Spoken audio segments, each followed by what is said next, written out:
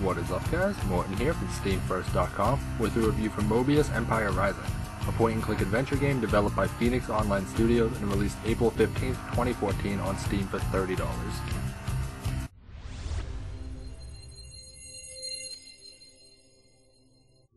I've learned that when it comes to video games, it's generally a bad idea to have high expectations because you'll be let down more often than not, and I wasn't sure what to think about the screenshots I saw, but I was pleasantly surprised with Moebius Empire Rising. The game is basic point-and-click adventure gameplay. You go to various areas and you search for things you can click on, then you click on them and you either learn something valuable, pick it up and take it with you, or it's something useless. Then there are puzzles where you either need to learn something from clicking on it or use an item that you picked up before. Usually the biggest problems point-and-click games have are either there's too many things to click on so it takes forever to get anywhere, or there aren't enough things to click on so the answers to the puzzles are obvious. Moebius Empire Rising seems to get it right in most areas. There are lots of things to click on or learn about, but it's mostly interesting and there aren't a lot of completely worthless things all over the place. The other issue I have with some point-and-click games is a lot of the times puzzles are solved with developer logic. That is, the solution is something that developers thought of and nobody else would logically do in that situation. And there were a couple instances of that in Moebius Empire Rising, such as one point where you can't see inside a truck, so you need a light, and the logical thing to do would be to use your phone that you have on you because any smartphone can be used as a flashlight, but that doesn't work. You have to track down a flashlight somewhere else and it just seems kind of pointless. But by and large, all the puzzles have logical solutions that are pretty easy to figure out. The other big part of Moebius Empire Rising is matching people with their historical counterparts. So basically, you'll have a person and 10 or so facts about them. Then it gives you multiple people in history who have similar traits, and you figure out who the person is most likely to be. This is pretty simple a lot of times, but there are some tricky ones. There's no limit to guesses though, so if you wanted to, you could just guess randomly until you get it right, and it might actually be faster to do that than going through and reading everything, but it probably wouldn't be as interesting. There are also a couple of side games throughout, such as darts, that you have to play to progress, but there are only like 2 of them in the entire game. A few more would have been nice because they offer a good change of pace for at least a few minutes. The gameplay gets a 4 out of 5. As far as point-and-click gameplay goes, it's pretty good.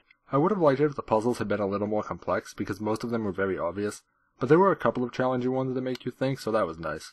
But really, the gameplay of point-and-click adventures is never the selling point. The story is what matters here, so let's talk about that. The story follows Malachi Rector, an antiques dealer with a photographic memory and an unrivaled knowledge of history.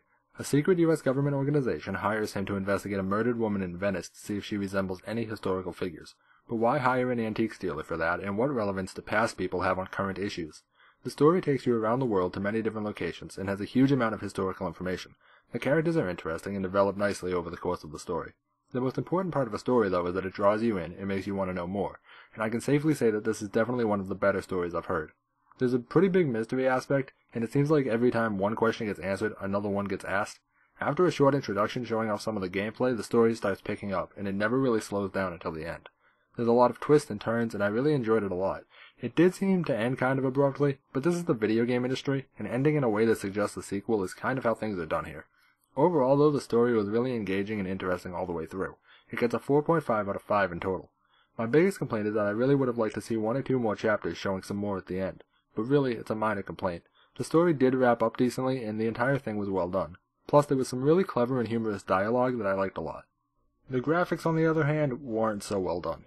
I quite liked the settings and backgrounds, they looked pretty good, but the animations were abysmal. People would glitch into walls, and the walking animations looked completely absurd with limbs moving in ways that make no sense at all. I personally don't care that much about graphics in games. I want a good story and good gameplay more than anything else, but I realize that's not the case for everybody. The graphics really aren't that good, and is by far one of the game's biggest flaws. The graphics get a 2 out of 5. As much as I think the landscapes and backgrounds are pretty well done, the terrible animations and the way the human characters look is just too bad to ignore. It really does kind of take away from the game.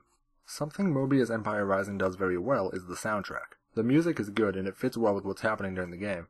They did a very good job on not only the soundtrack, but the voice acting as well. The actors really did well delivering the lines, and there weren't any characters I thought sounded bad.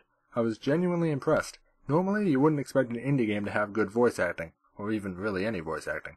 But everything in Moebius Empire Rising sounded very good. The sound gets a 4.5, and the only reason it doesn't get a 5 is because some of the cutscenes get really loud or really quiet, which got kind of annoying since there are a fair number of cutscenes. As for replayability, there really isn't any. As you'd expect from point-and-click adventure games, the main gameplay is solving puzzles. Once you know the answers and what to do, there's little reason to do it again. There were a couple of different dialogue options you could see if you really wanted to by doing another playthrough, but I can't really see the point. There's no moral choice system in the game, and there's only one ending, so doing multiple playthroughs won't add or change much at all aside from a couple lines of dialogue. Replayability gets a 1, it's there if you really must complete every single achievement and hear all the dialogue, but there's little to no point and I can't imagine many people would bother.